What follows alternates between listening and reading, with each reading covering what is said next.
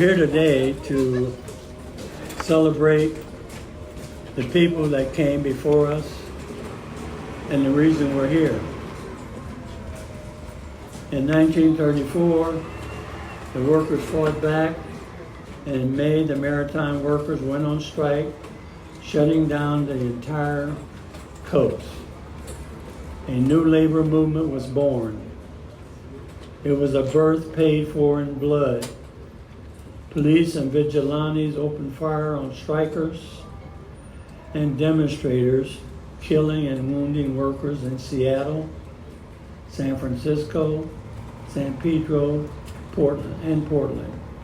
Today, we honor the two workers slain in San Francisco on July 5th, 1934, known forever as Bloody Thursday. Rest in peace, Howard Sperry and Nick Bordoise. We're going to open the ceremony with the first speaker is Vera, Secretary Treasurer Teamsters of Local 808. Chris? Good morning. Good morning.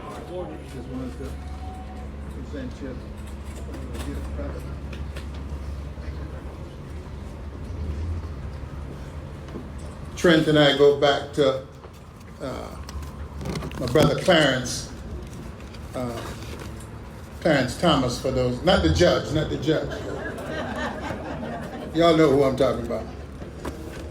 So I had to write my remarks down because I didn't want to sound like Sleepy Joe Biden. So if I stumble, I just became 81. Amen. 1934 was a hell of a year. Some would call it a very good year. Good morning, brothers and sisters of the International Longshore and Warehouse Union Local 10. I bring solidarity greetings from Teamsters Local 808 in New York City. In addition, I want to express worker-to-worker solidarity. In times of open warfare between capitalism,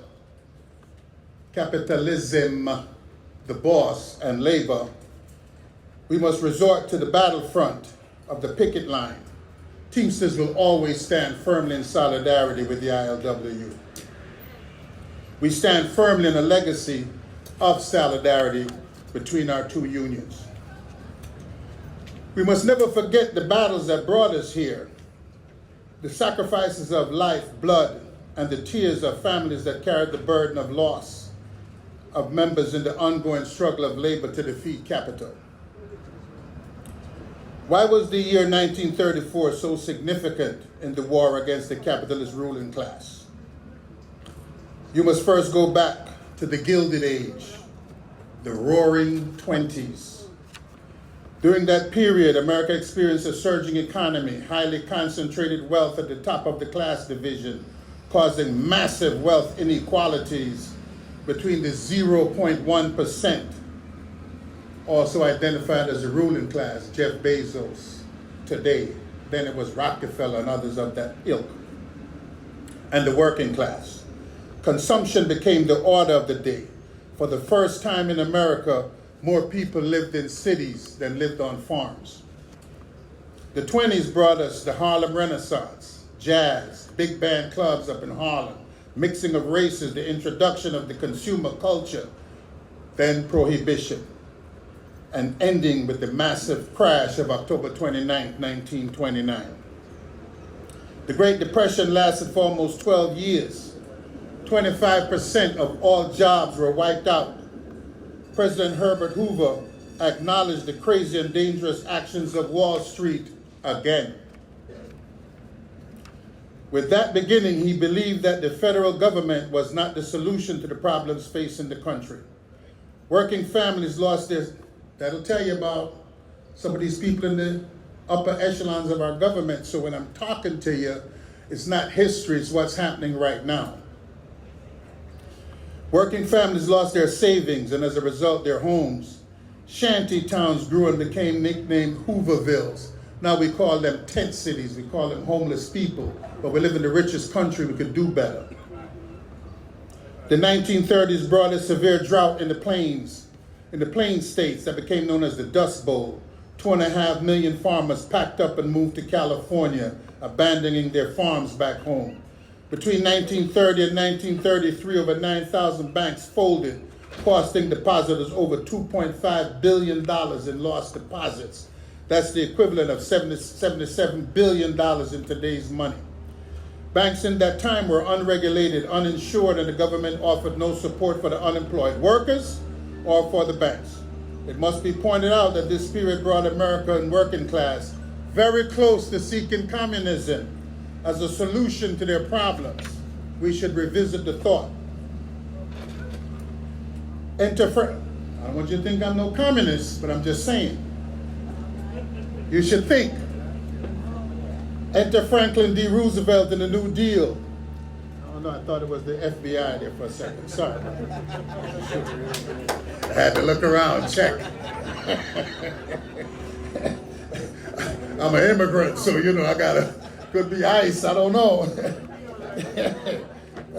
Enter Franklin Roosevelt in the New Deal. He was elected president in 1932 and moved to rescue capitalism with steps that some would argue was socialism.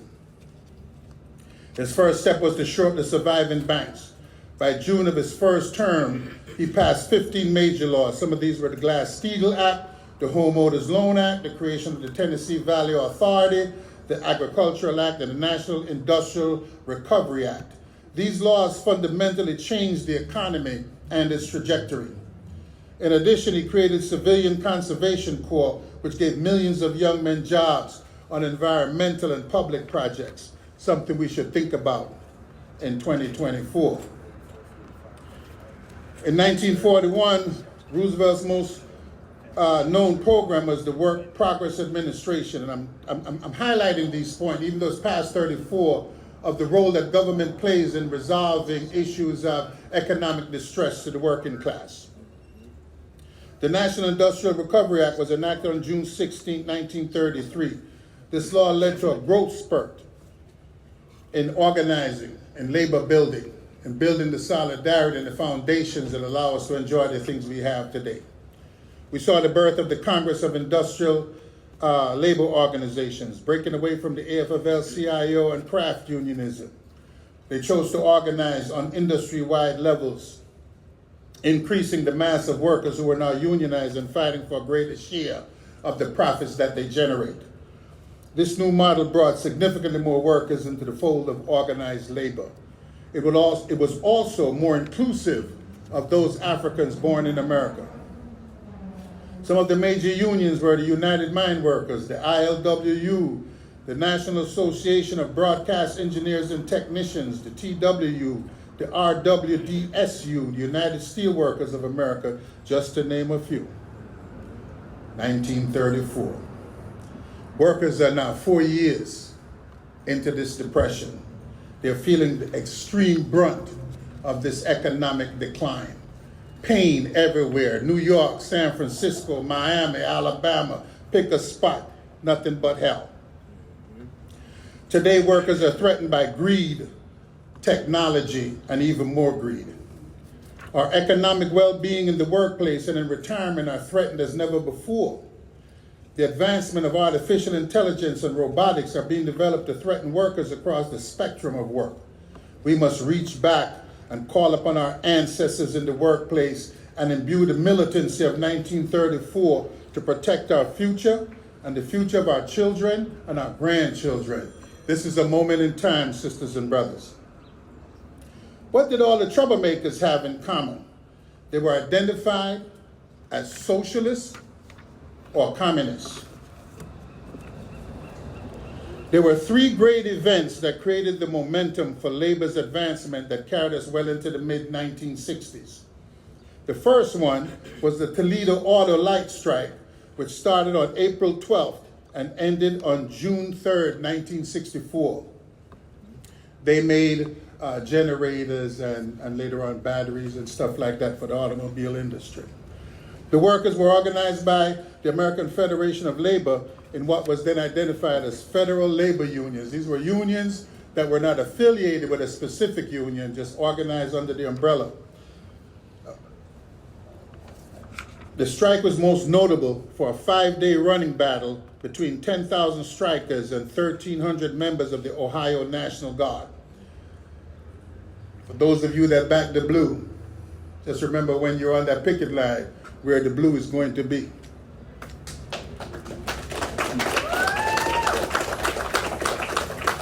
It is remembered in history as the Battle of Toledo. The struggle cost the lives of 2 strikers and 200 were injured.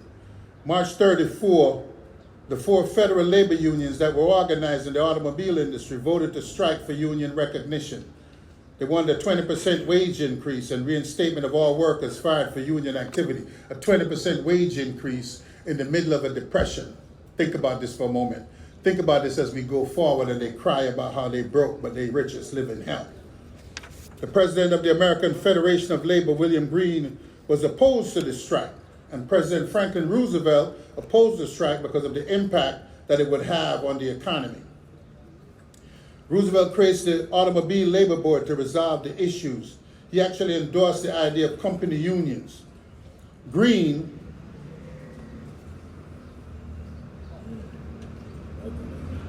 thank God we have local unions, because these international guys are making good money.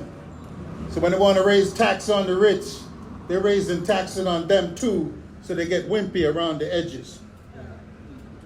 Green endorsed the weak settlement, which results in the loss of almost half of the automobile workers that had been organized that spring. In Toledo, unemployment reached 70%. There was a bankruptcy by the largest employer, Wills Overland, which was an automobile company. The city's largest bank collapsed. Other banks and savings and loan organizations also collapsed. The city of Toledo laid off hundreds of workers, including 150 police officers. Times were increasingly more difficult each and every day of the Depression. Against the economic and social devastation of the Depression, Federal Labor Union 18384 begins to demand recognition of their union and wage increases. FLU was organized with multi-employers. The companies were Bingham Stamping and Tool Company. And you wonder why I'm telling you this, because it wasn't just San Francisco. This was a moment in time in 3 different places. Minneapolis in the Midwest, Toledo is in the Midwest, San Francisco is there. There were actually other smaller, less historically significant, but no less important strikes that took place in that period of time. This allowed the union to be able to strike one employer and still remain economically viable. The economic power gave rise to a necessary militancy to defeat capitalism. On February 23rd, 1934, FLU initiated a strike that lasted for 5 days. The company agreed to a 5% wage increase and an agreement to negotiate a contract by April 1st. The union demanded an additional 20% wage increase, seniority rights, a closed shop, improved working conditions, union recognition, and an end to discrimination against union members. Sounds familiar, San Francisco? The employer refused to agree, and on April a strike was authorized. This time, only 25% of the workers walked out and the strike started to collapse. Enter the American Workers' Party. Sounds kind of socialistic, right? Intervenes on the side of the union. The AWP was formed the year before in 1933, and they had been organizing unemployed workers under the banner of the Lucas County Unemployed League throughout the city, and those workers became allies instead of strike breakers. Very important to note. So when you walk around here and see homeless people and you think they're bums and they're no good, they could be taking your job the next time you choose to strike. We need to organize them. We need to make sure that we look out for the future of those that's less fortunate than we are. The company sought and got an injunction against the picketers. The workers and their allies defied the court injunction. Defied the court injunction. Defied the court injunction. Remember this. The picketers were arrested and hundreds of supporters entered the courtroom singing, cheering, and disrupting the proceedings. The judge was forced to release the picketers without a decision. The company then goes out and hires 1,500 strike breakers and armed guards in an attempt to restart production. The sheriff's department deputized a large number of special deputies that were paid for by the company. They weren't so broke after all. The company also purchased $11,000 worth of tear gas. This is 1934. Do you know what $11,000 was in 1930? It was real money. On May 23rd, the sheriff's deputies moved against the picketers, arresting one of the leaders of the strike and 4 of the picketers. Then they began to beat this old man, and that kicked off a brick and bottle throw in response by the supporters of the striking workers. A running battle with the National Guardsmen and the police went on for 2 days. On May 24th, the soldiers opened fire on the striking workers and their supporters. 2 men died that day. 27-year-old Frank Hubei, say his name, Frank Hubei, who was shot 4 times, and 20-year-old Stephen Saigon, say his name, Stephen Saigon. Never forget these people. They laid down the foundation for that which we walk on today.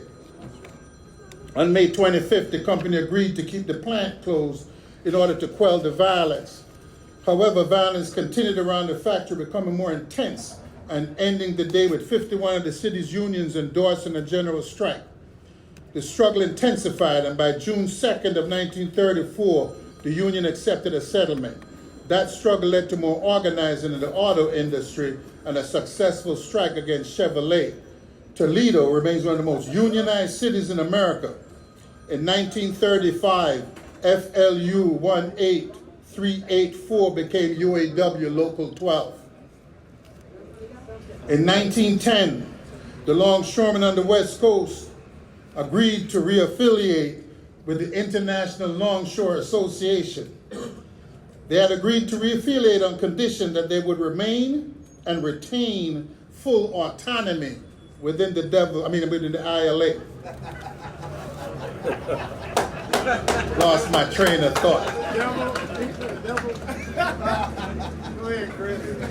Hey, since 1934 till now, the ILA still haven't learned the importance of a coast-wide contract.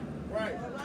How many years you need to see the impact of what happened here and what's happening there for you to figure this out? Just saying. I don't want to say nothing about the mafia or anything like that. I got friends. The strike was called by the Autonomous Pacific Coast District, let's be very clear, of the ILA.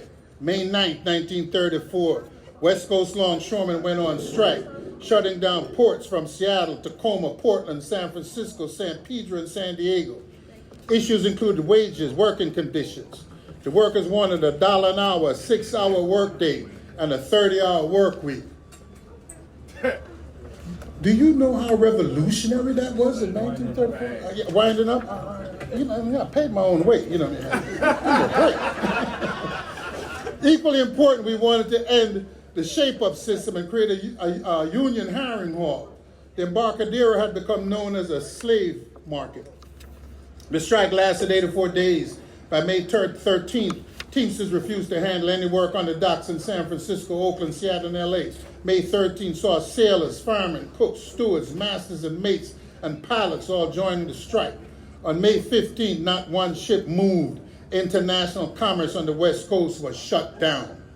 The employer group called the Industrial Association of San Francisco and other employer groups in the Pacific Northwest and LA joined in a plan to break the strike by force. I'm on time, so needless to say, that one failed. 2 workers died that day. But in between, you got this guy, Frank Ryan. Frank Ryan was known as known as King Ryan.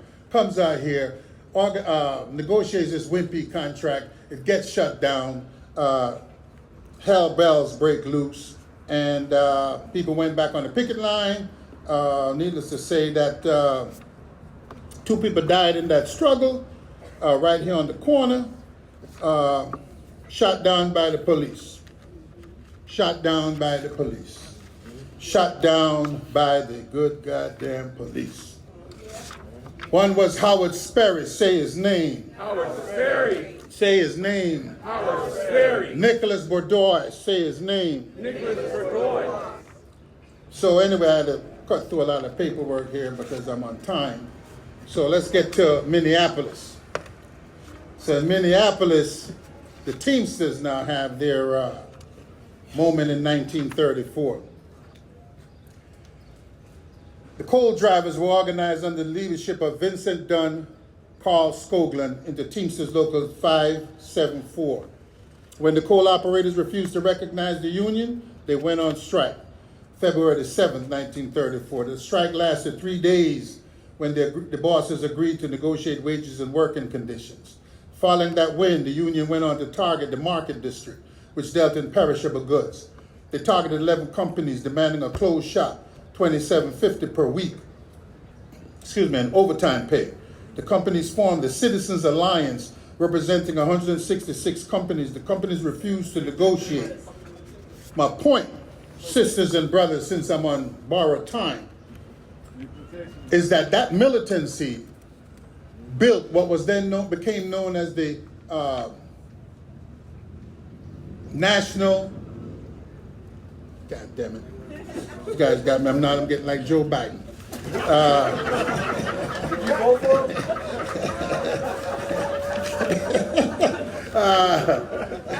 The National Master Freight Agreement. It led to the UPS national contract. It tells you that these national contracts are important in creating solidarity and creating level working conditions across each state. We're going through some tough times. Those of you who like the left or like the right, one old man versus another old man, remember one thing. It's this union that's going to deliver you. Yes. Not Biden, not Trump, this union. You got to be in solidarity with your union. You got to get up, walk the picket line, stand up and support unemployed workers. Fight for a living wage, not a minimum wage, but a living wage. We need to have more, and I don't give a good goddamn when you have $200 billion. Yes. $1 billion is 1,000 million. Yes. He has 200,000 years of $1 million. No one needs that much money. That money is the money that was stolen from the working class, stolen from the workers at Amazon, stolen from the workers in Starbucks, stolen from workers all across this country. And we need to mobilize, energize, and not push back, but kick back, fight back. Amen.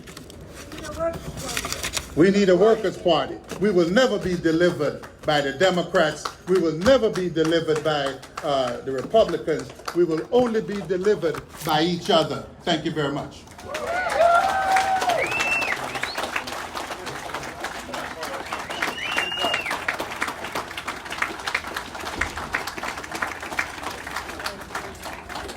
Thank you, Chris.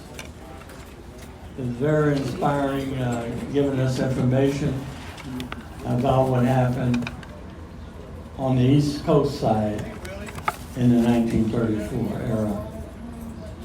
I'd like to acknowledge IBU is in the audience, Marina.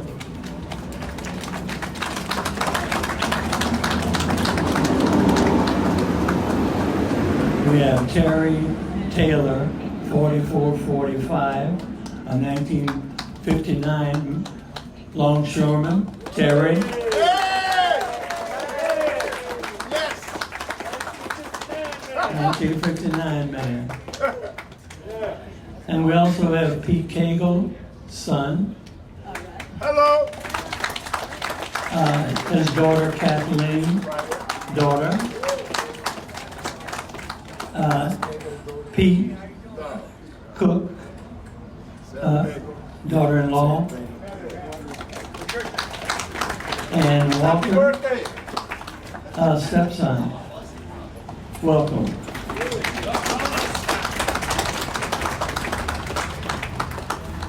So we're going to go back on the agenda. I'm going to call Trent Willis, the president, Vanetta Hamlin, vice president, Frank Gaston, secretary treasurer.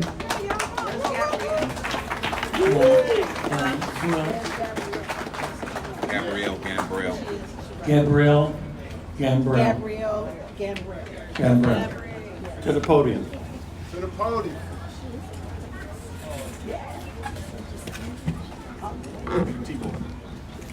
Greetings, brothers and sisters. Greetings. I said greetings, brothers and sisters. Mr. President. Can everybody hear me? Yes, sir. Can you hear me? Yes, sir. I don't think we're making enough noise out here. So listen, Brother Chris Silvera is a very good friend of mine. I think we should give him another round of applause. Yeah.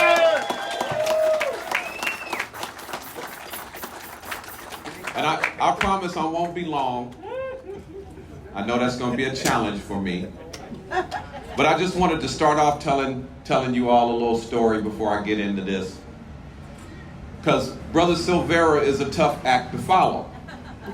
Do you guys agree? Yeah. So, back in 2005, I was the president of Local 10. I was very proud to be the president of Local 10, and like I'm very proud to be the president of Local 10 today.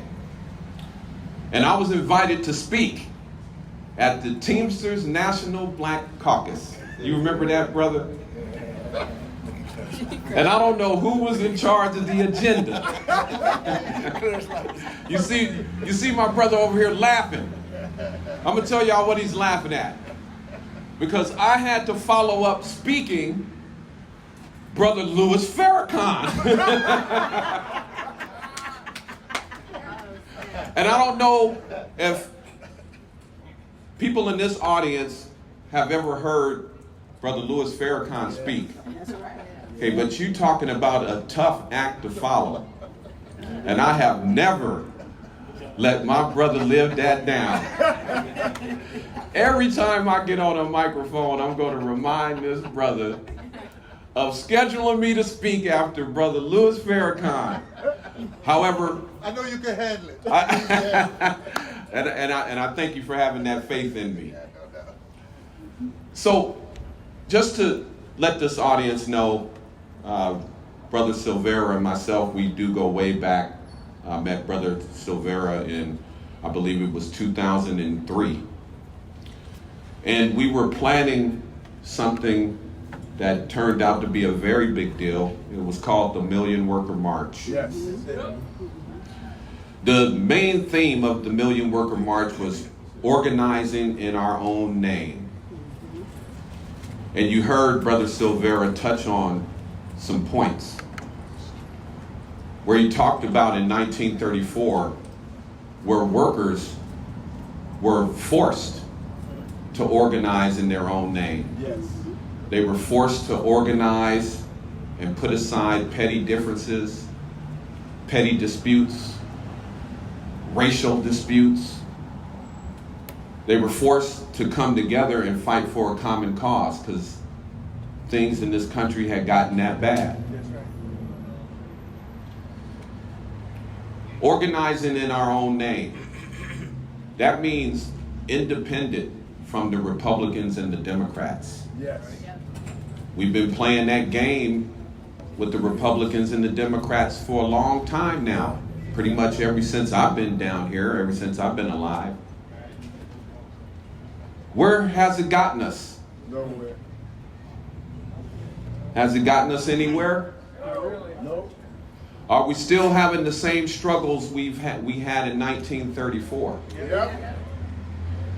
The only difference in the struggles is that we're an organized union and we have a foundation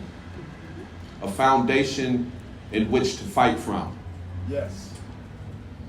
In 1934, the brothers and sisters back then built that foundation. And it was built off of the promise to end the shape up. Yes. Now somebody stop me if I make a mistake. Hello?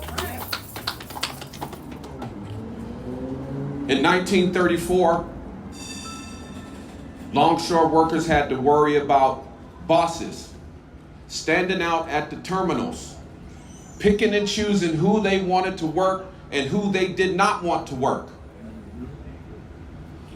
When you have a situation like that, then what else happens? Chaos. Then you start having people pick people because of gender, You have people picking people to work because of race, religion. All of the things that are opposite of our 10 guiding principles. Our 10 guiding principles were created and written so that will never happen again. But you tell me, this crowd, is it happening again? Yes. Is it the employers doing it to us? Is it ourselves? Yeah. Yes. Bloody Thursday is a history lesson. It's a history lesson that we go over every year, right in this spot. Do we learn from it? Are we listening? What happens when you don't know your history? You repeat it. You repeat it. And the second time when you repeat history is usually worse than the first time. Yes. Are we watching out for the rise of fascism within our union? Are we paying attention? We talked about Joe Biden and Donald Trump, the choice we have for President of the United States. Are we paying attention? Are we far from 1934 right now? No. How many local 10 members we got in the crowd? Active. Hello. Raise your hands. Yes, Give sir. yourselves a round of applause. And I'm going to tell you why I told you to give yourselves a round of applause. Is because you're here listening to this history lesson. You'll know your history. Now, how many members are not here? Thousands. Heartbreaking. And then you start asking yourself, what is the risk of 1934 happening again? All over again. How many members do you watch shaping up on the job? How many members do you watch shaping up right here in the hall during dispatch? Yeah. And I'm going to tell you one thing, and I hope I don't offend anybody when I say this, but if you sit there and watch them do it and don't say anything, then you're just as bad as them. Yes. Now, can you imagine an ILWU member shaping up the day after Bloody Thursday? Wow. That's sad. You think any ILWU members were shaping up in 1934 after the general strike? After these two brothers were cut down by the San Francisco police. Why is it okay to do it now? Are you honoring your union when you don't know your history? Are you honoring your union when you shape up? Are you honoring your union when you don't support your union? When you're distracted by propaganda? The new thing now is to tell a lie so many times that it sounds like it's true. Are you honoring your union when you fall for that? No. Sometimes the hard truth is hard to take. However, it is still the truth. A lie is a lie, whether you paint over it, whether you put a wig on it and some lipstick and a nice dress or a suit, it's still a lie. At the end of the day, we as union members are the ones that are going to suffer if we keep playing these games. If we are in this hall, or not even in this hall, but out on the job, and we're discussing what is entertaining to us, distracting us, propaganda, distracted by lies, distracted by hate, distracted by sexism, distracted by racism, distracted by any other ism, what is going to happen to us? Would it be any different since before 1934? That's where they want to go back to. There's only one way. There's only one way to be strong and to be powerful. You can have money, but if you don't have power, you don't have nothing. And it's only one way to get power. That's all together and all at the same time. Yes. That's right.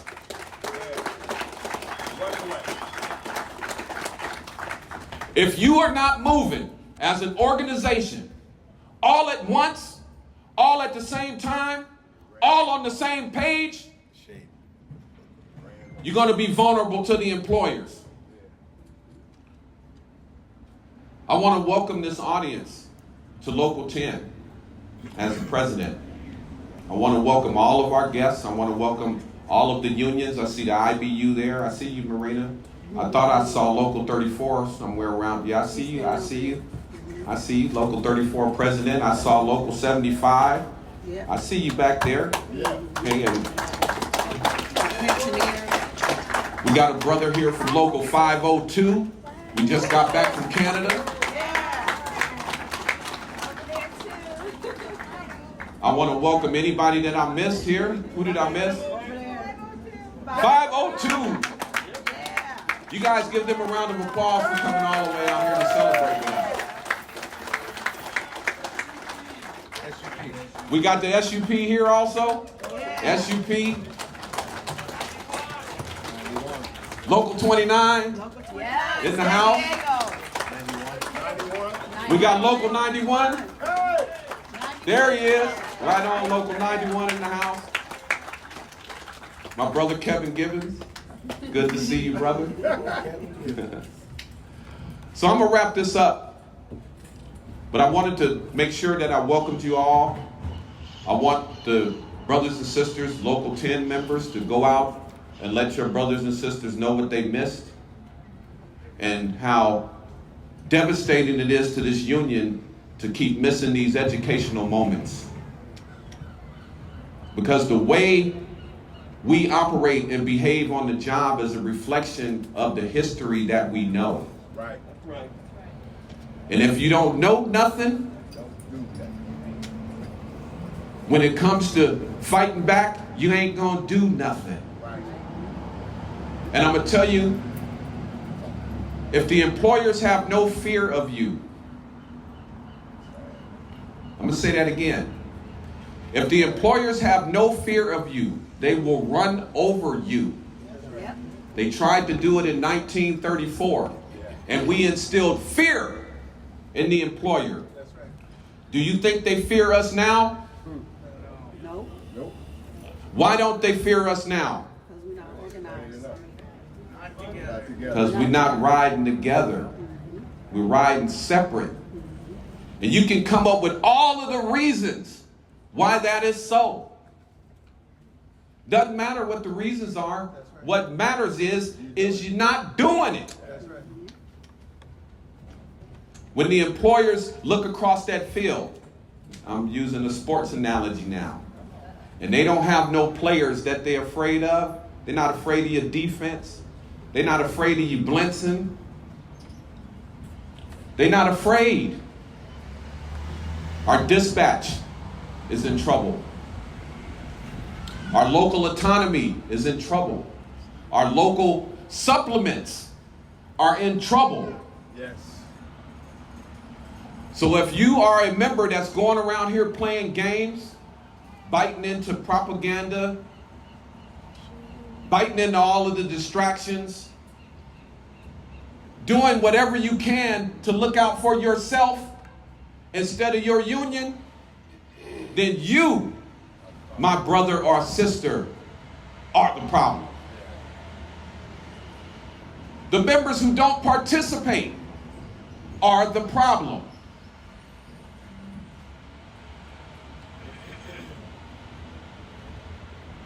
Brothers and sisters, on this bloody Thursday, these two brothers that died basically for us to have the right to come down here and be treated with respect by the employers. The fact that Brother Harry Bridges reached across the bridge and went and joined up with the black longshoremen across the water over there, because he understood the importance of coming together with all workers. To those we celebrate today.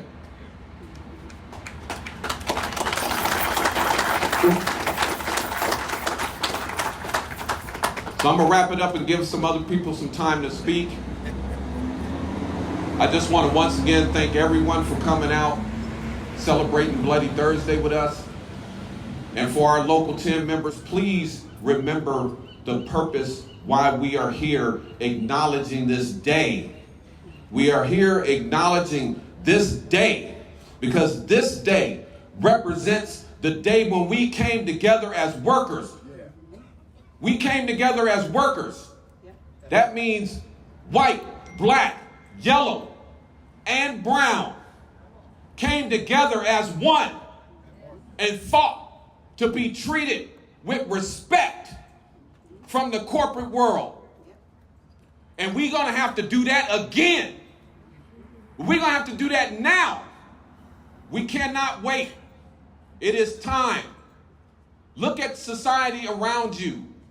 Look at what's happening. And understand that the time to come together before something like this happens. Because we have the foundation to do it now. We have these two brothers made sure that we had the foundation to fight back. And there's no excuse for not fighting back. There's no excuse for sitting back and allowing your fellow worker to be run over by corporate America. There's no excuse. Follow your 10 guiding principles. Follow your hearts. And stick together as workers. And with that said, solidarity, brothers and sisters. Power to the union.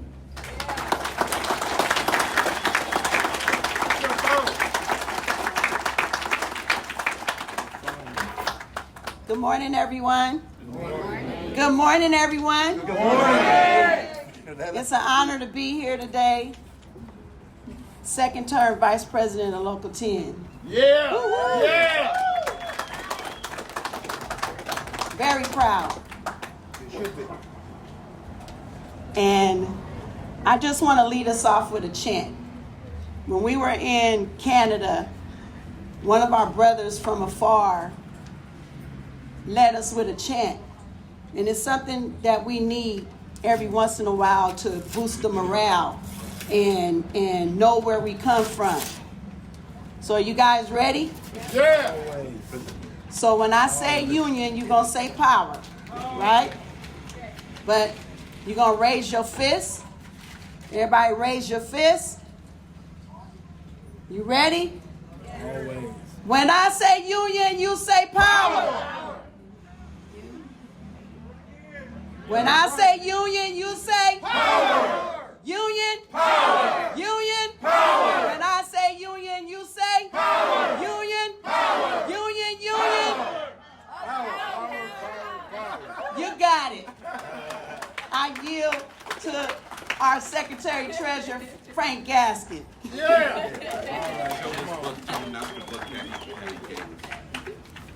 This is a book that Chris brought for a few of us here.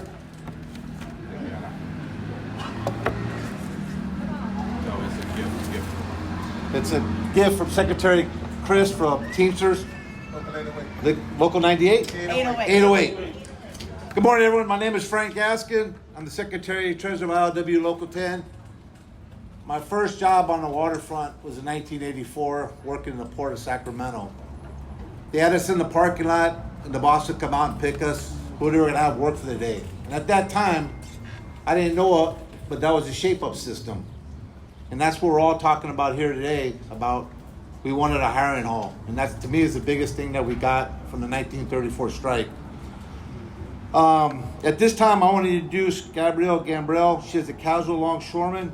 She is a member of the Women on the Waterfront, a member of the Young Workers Committee, drill team, and the AALC.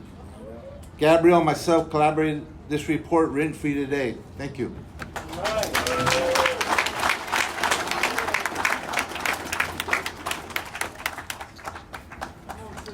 Great morning, everyone. Great morning. I would like to first thank Frank and Ms. Bonetta for this opportunity to serve my local in this manner. I'm going to go ahead and read a little spiel about our 1934 history.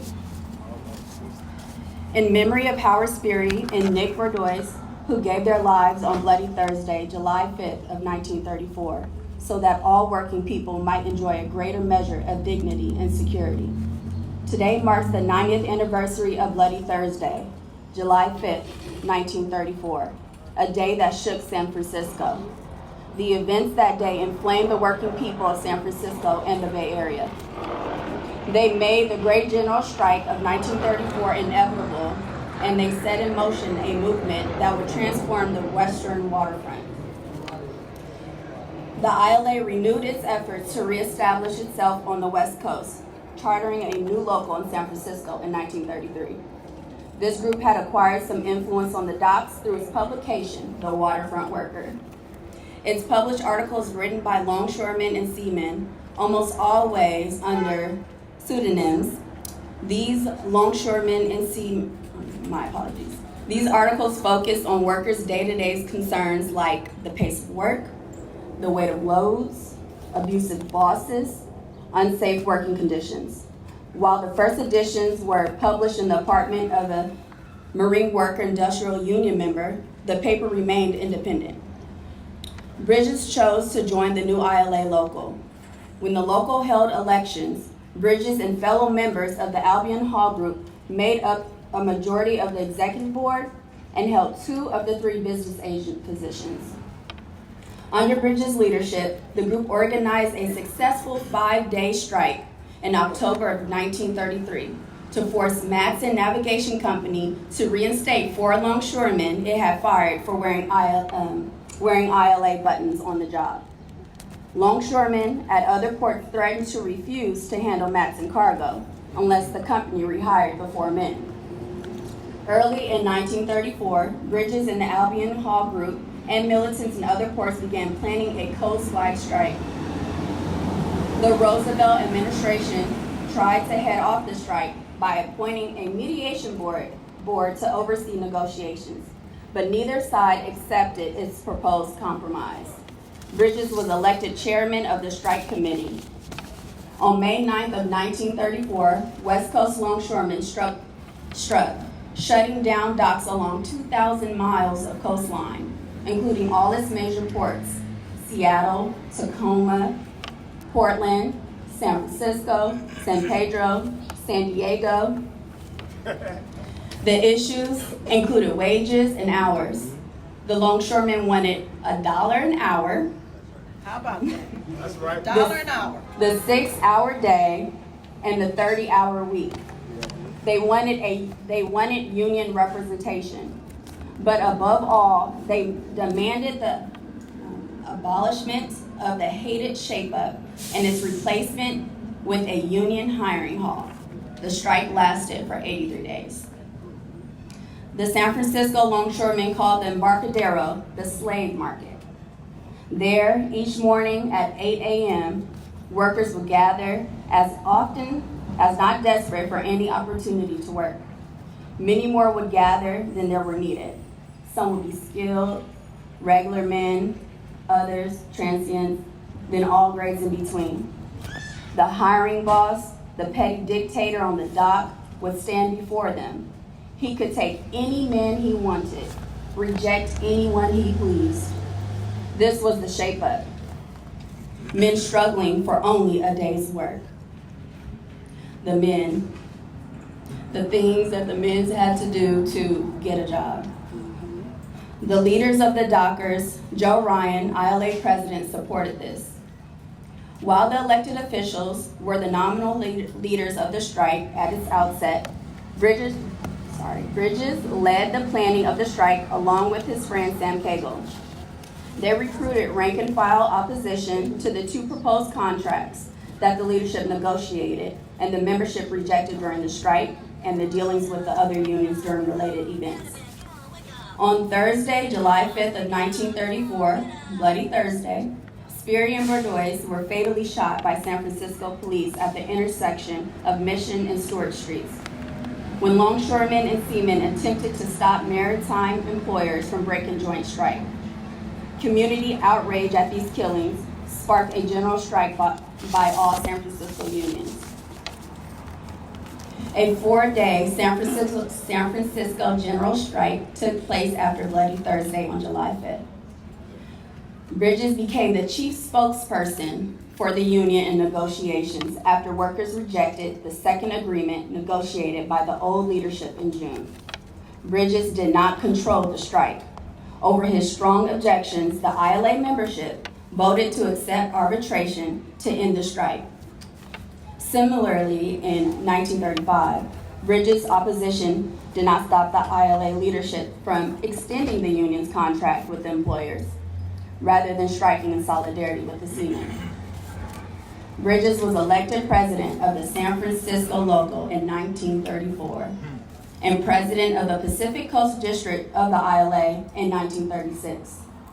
During this period, the ILA commenced the March Inland, in which it organized the many warehouses, both in the ports and those at a distance from the many warehouses, which received the goods that longshoremen handled. Bridges led efforts to form Maritime Federation of the Pacific, which brought all of the maritime unions together for common action. That federation helped the Sailors Union win the same sort of contract after a long strike in 1936 that the ILA had achieved in 1934. In 1937, the Pacific Coast District, with the exception of 3 locals in the Northwest, formally seceded from the ILA, renaming itself as the International Longshoremen's and Warehouse Union, ILWU.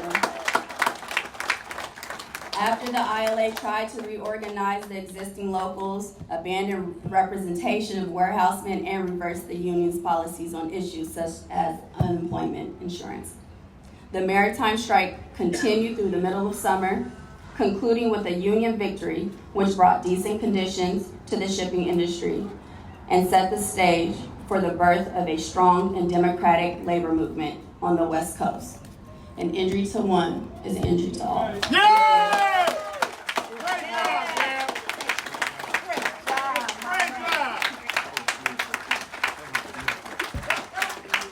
Yes. Proud of you, girl. Give me hope, girl. Give me hope. Give her one more round of applause. Yeah.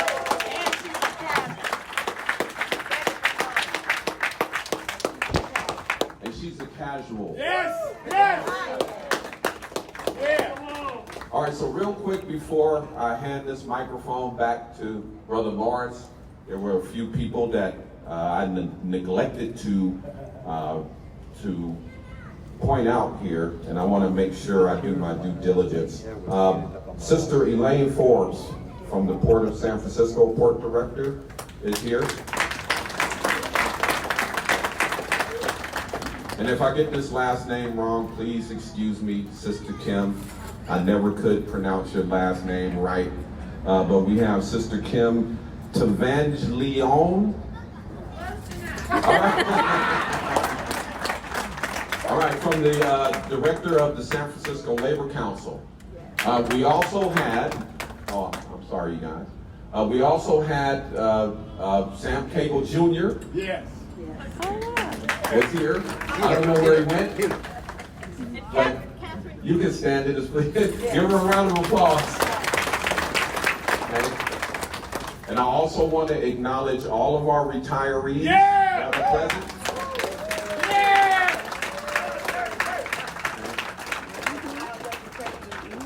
The ILWU Credit Union is here also. See, see you over there.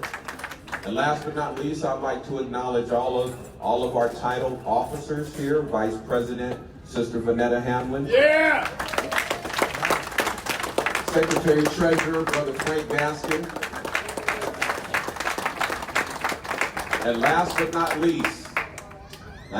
least, all of our ILWU Local 10 members in attendance here today. Thank you for coming out. Oh, J.D., Vice President of Local 34.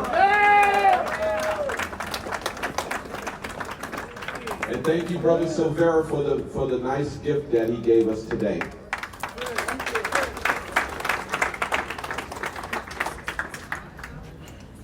Okay, next on the agenda is Trevor McCoy, Vice President of the Building Association. Trevor? I'm right here. Well, greetings, brothers and sisters. To my officers of Local 10, our guest officers, members, friends, and family. This is a great historical moment celebrating our 90th anniversary. God has truly been good to us. I can say this much just by listening to the great speeches that were given. It tells me the parallelity between my union and other unions that are fighting for the struggle, which is always a continuous on struggle. Long as a union exists, there will always be a fight. You never can sit down, because the moment you sit down, that's when the big rat comes and get us. And I'm quite sure we all know that term of the big rat. I must say this, it's a pleasure of serving to be the Vice President of BAMA, the Bay Area Longshoremen Memorial Association. I appreciate all my brothers and sisters that vote for me to hold this position. But I want to have one quick question.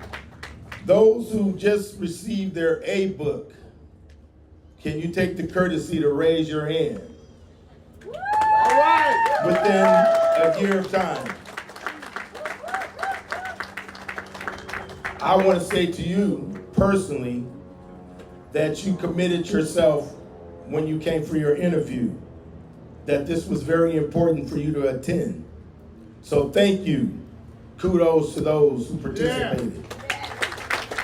I don't want to hold you all long because the speeches that were given, I think, it spoke for itself. So I want to say to you all, thank you, enjoy your time, and enjoy this moment. God bless. Next up is Ed Henderson, Secretary of the Building Association. Ed?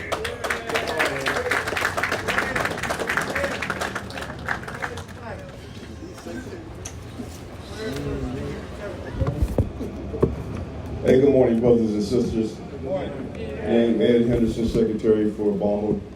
I'm going to be real short. Today is our 90th anniversary of Bloody Thursday, and it's like a bittersweet moment for me. What makes it so bitter is that we don't have thousands out here today to celebrate this remarkable moment of opportunity that this local has to provide for many to come and visit. It's sweet because of something that Harry Bridges did years ago, is he went and brought diversity and the equality of men and women here to these ports, as you see today.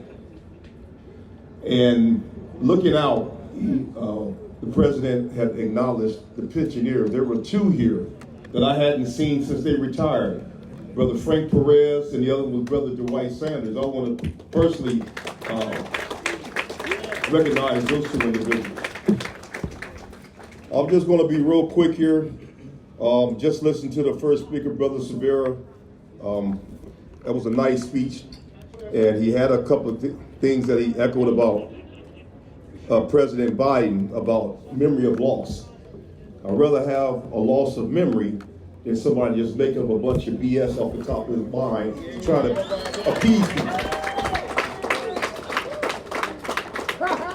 You know, as we, on this political approach, it was echoed about the Republican Party, it was echoed about the Democratic Party, and that we need a working party. Yes, we probably do need a working party, but we got a lot of people that's confused right about now. They think because an old man is old that he's not entitled to run a country. And then when the one that's running against him is the same age as when the one we have running the country is now. So we have a lot of youngsters that's going around, and some old ones, I should say, in our local talking about that Biden's no good for this country.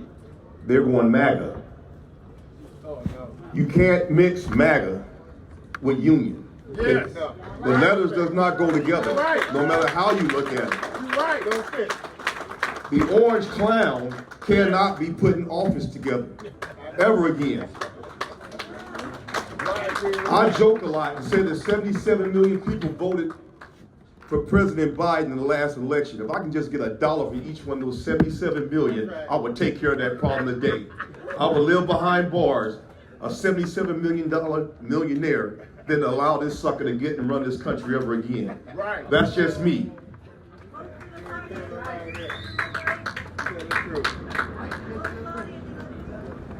Union.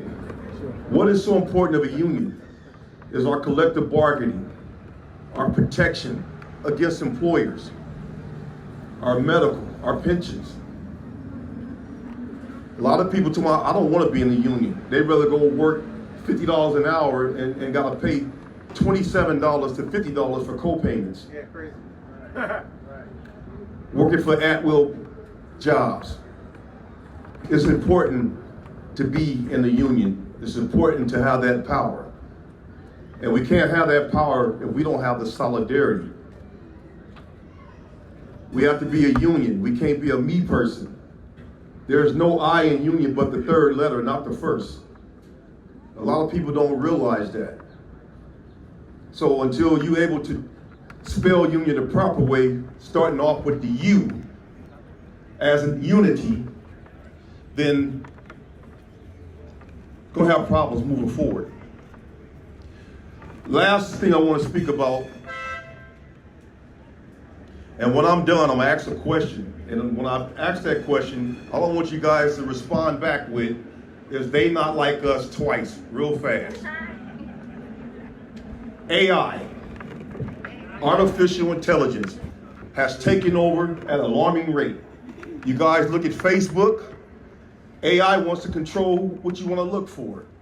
You look on Google, AI wants to control that. We got some people here, I'm not going to point to you, but I've seen you, that when you go in grocery stores, you go straight to the self-checkouts. You rather use a self-checkout than to stand in line for a couple of minutes so a hard-working union American can check you out. The more you use that, the less people you see at the check stands. Don't get no discount. Lastly, how many of you guys have Fast Track? Raise your hand. Alarming rate. I use it, I go through it every day. But I'm gonna tell you what I do with my Fast Track. My battery is dead, been dead for 20 years. I set it on top of the dashboard and go right through Fast Track. You know why? Because someone in the Fast Track office has to go look at my license plate, enter in the computer, and see that my plates are good, and that's it. So that's how you counter this automation. So, in closing, what AI can't do and what self-checkouts can't do, they are what? They not like us. They are not like us. Thank you.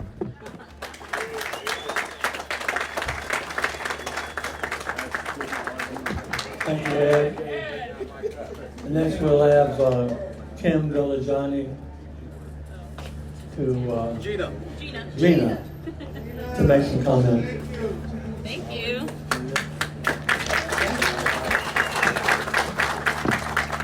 Good morning, everyone. Good morning. My name's Gina Villajanti. I am Mike Villajanti's daughter. He's the longtime treasurer of BALMA, if you didn't know. He couldn't be here today due to health reasons, so I'm speaking on his behalf. But kind of in my own words. So had a little fun with that. I'm currently a B member of Local 10, soon to be an A member later this month. All right. I'd like to begin by thanking John Pistano, my dad Mike Villagiani, Angelique Mayer, and the rest of BAMA for planning such a beautiful event today. Without them and the countless volunteers, it really could not happen. So thank you to everyone.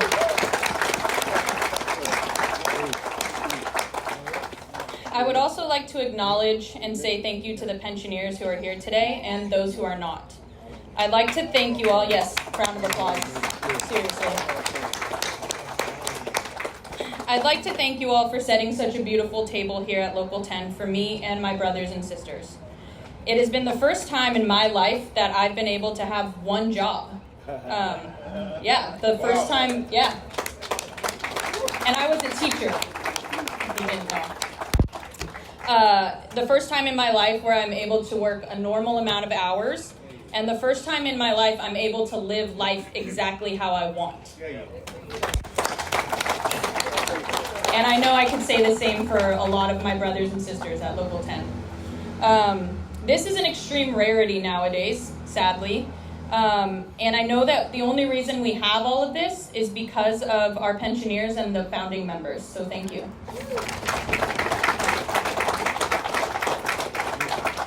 So a little bit about my story here. I've been attending and volunteering at Bloody Thursday since I was about 7 years old. When I was young, it was just a fun day that I got to spend with my dad, where I got to see the world in which he went every day.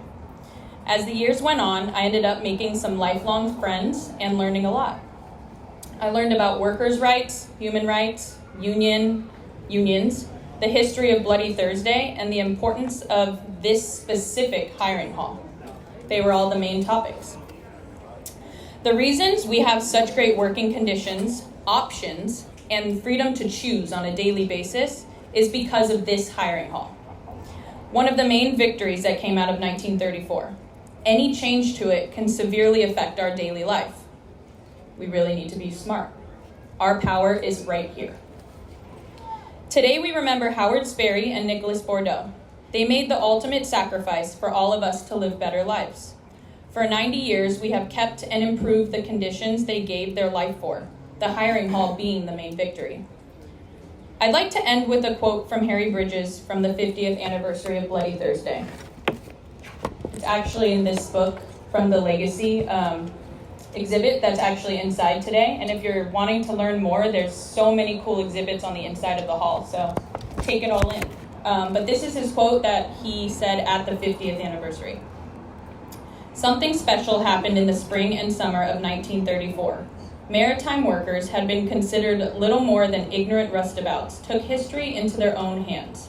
They built a powerful new movement from the ground up, waged a complex and bitter strike along the length of the Pacific seaboard, and conducted the only successful general strike in the country's history.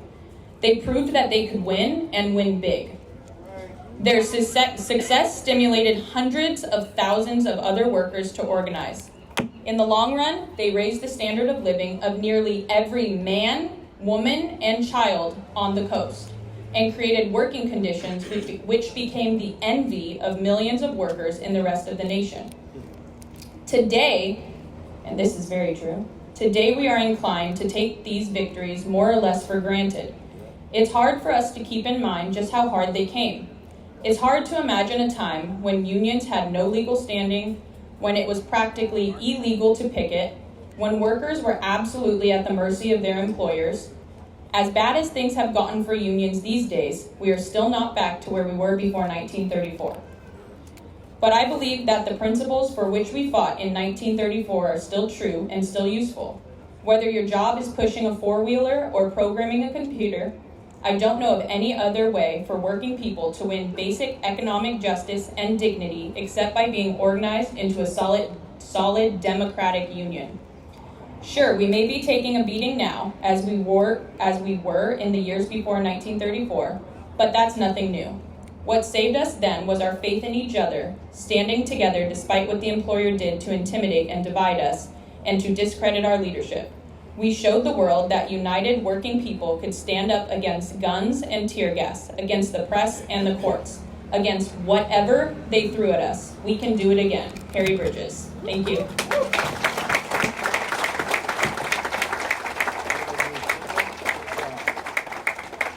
Next is Davis Gonzalez.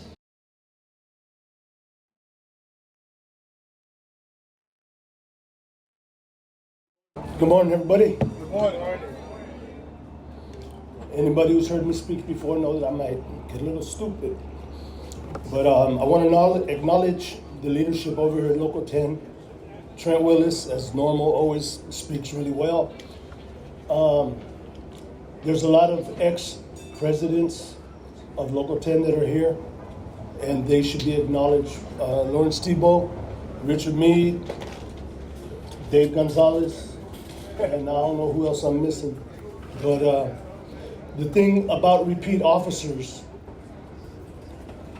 is they're showing you their dedication every year. They're dedicated to this union. Doesn't mean other people aren't, but they bleed it. And there are a lot of other officers that hold different positions, but whether business agent, secretary treasurer, Clarence has done, Jack's been business agent, Kevin Gibbons, a whole lot of people. Ed's done this numerous times.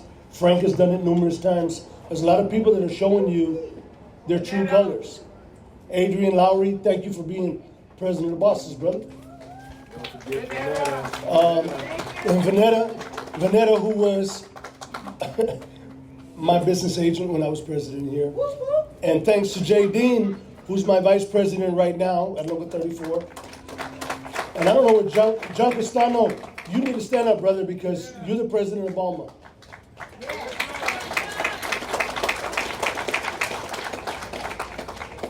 And a personal touch to my cousin, Frankie Perez. Him and his brother, the only family that were here ahead of me. And we've all done it ourselves. With that being said, there's people that are dedicating their lives to the union. The biggest problem that we face isn't Trump.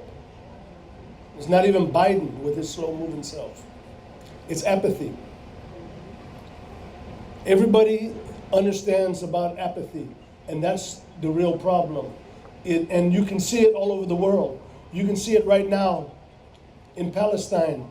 Regardless what side of that fight you sit on, you have to know that babies and ladies are being murdered. That's right. Tell the truth. So, there's been a question asked before. What would you have done if you were alive during the Holocaust? You don't have to wonder that very hard, because you're doing it right now. That's right. Hello? Tell the truth. Hello? Tell the truth. Hello? You really are, so I don't do it like some of these guys do. Brother, you was a great speaker.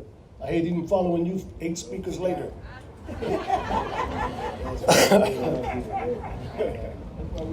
But you tell the truth.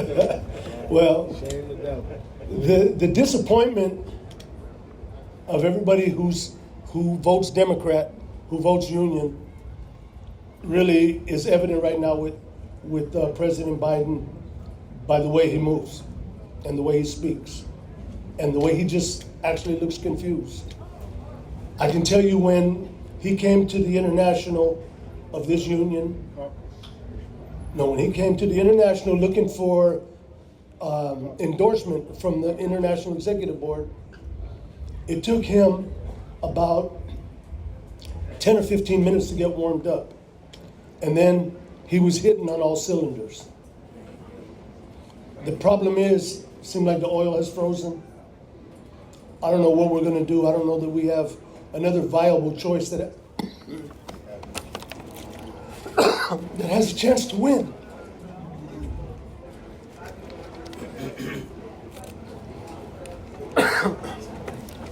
Excuse me.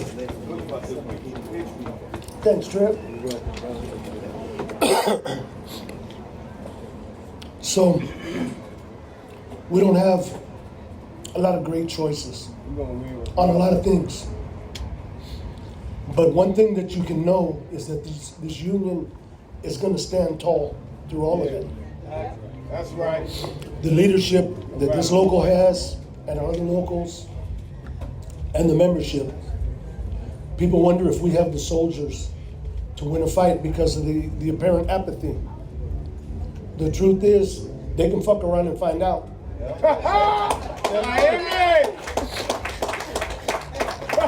I'm gonna repeat something that I said a couple of years ago when I was vice president, or actually back when I was president a couple of years back in 34. And it's from the movie, and the words still ring true.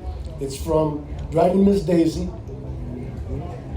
and Morgan Freeman and Jessica Tandy in the movie, and she's going in to watch a speech from a civil rights leader by the name of Dr. Martin Luther King Jr. And believe me, these words are still true today. History will have to record that the greatest tragedy of this period of social transition was not the vitriolic words and the violent actions of the bad people, but the appalling silence and indifference of the good people. Yeah. Our generation will have to repent not only for the words and acts of the children of darkness, but also for the fears and apathy of the children of light. Thank you, and I'll tell you this. I do all I can. God's got to handle the rest. God bless you.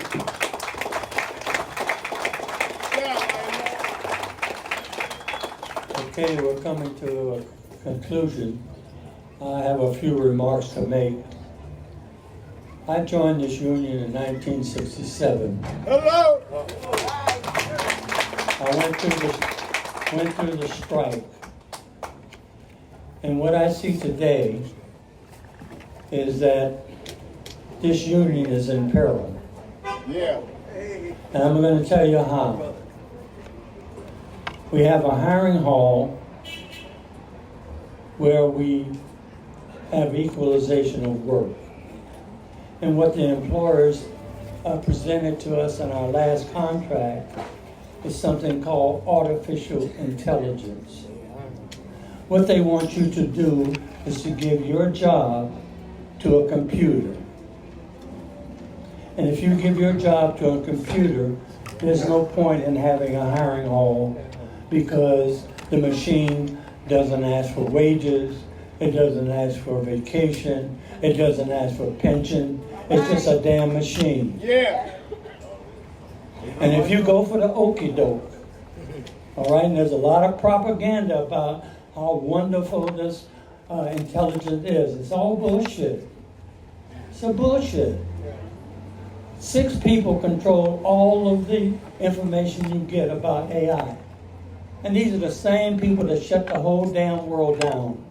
Yes. 6 people. They own the news media. They own the newspapers. They own everything that you hear. They own. And it's constant propaganda about how wonderful artificial intelligence is. But if you look behind the screen, you'll see that it's all nonsense. There's a human being running those machines. Yes. Not a machine running a machine. Right. It's bullshit. And if you go for the okie doke, there's no point in having a hiring hall because you won't have a job. Yeah.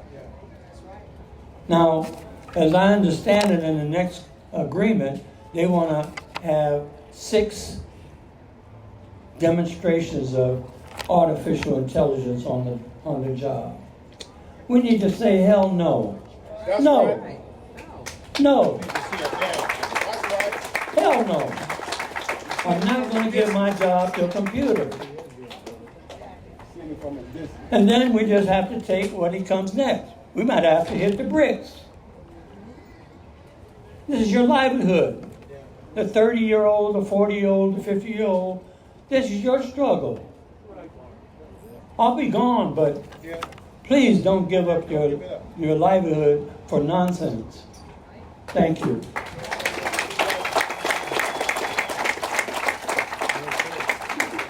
That ends the program.